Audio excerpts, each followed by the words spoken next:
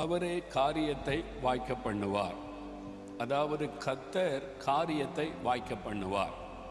இன்றைக்கு உங்களுடைய வாழ்க்கையில் ஏதோ ஒரு காரியத்தில் தடைகள் காரியமே வாய்க்க மாட்டேங்குது. எவ்வளோ முயற்சி பண்ணி பார்க்குறேன், தடையாகி போகிறது. பிள்ளைகளுடைய படிப்பு காரியத்தில் தடை, வியாபார காரியத்தில் தடை, அல்லது வீடு கட்டுகிற காரியத்தில் தடை, பிள்ளைகளுடைய திருமண காரியத்தில் தடை, கற்பத்தின் ஆசீர்வாதத்தை பெற்றுக்கொள்வதிலே தடை, இந்த இடத்தை வாங்குகிற காரியத்தில் தடை. ஒன்று வாய்க்க மாட்டேங்குது, ஒன்று ஜெயிக்க மாட்டேங்குது, தடையாகியே போகிறது.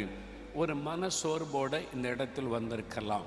இன்றைக்கு ஆண்டவர் சொல்லுகிறார், நீ உன் வழியை கர்த்தருக்கு ஒப்புவித்து அவர் மேல் நம்பிக்கையாயிரு, அவர் காரியத்தை வாய்க்க பண்ணுவார்.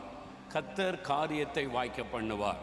இன்னைக்கு உங்கள் வாழ்க்கையில் இந்த மாதிரி ஏதோ ஒரு காரியம் வாய்க்கணும்னு தாகத்தோடு வந்திருக்கலாம். இயேசு உங்களுக்கு சொல்லுகிறார், இந்த வருடம் உங்களுக்கு காரியம் வாய்க்கும், நான் அதை வாய்க்க பண்ணுவேன் என்று கர்த்தர் சொல்லுகிறார். நீங்கள் ஜெயத்தை காண்பீங்க, காரியம் வாய்ப்பதை நீங்கள் காண்பீங்க. அதான் வாக்குத்தத்தம். அதான் ஆண்டவர் சொல்லுகிறார். சங்கீதம் 37 சங்கீதம் 5 கர்த்தர் காரியத்தை வாய்க்க பண்ணுவார். ஆண்டவரே உங்களுக்கு வாக்கு கொடுக்கிறார், கர்த்தர் காரியத்தை வாய்க்க பண்ணுவார்.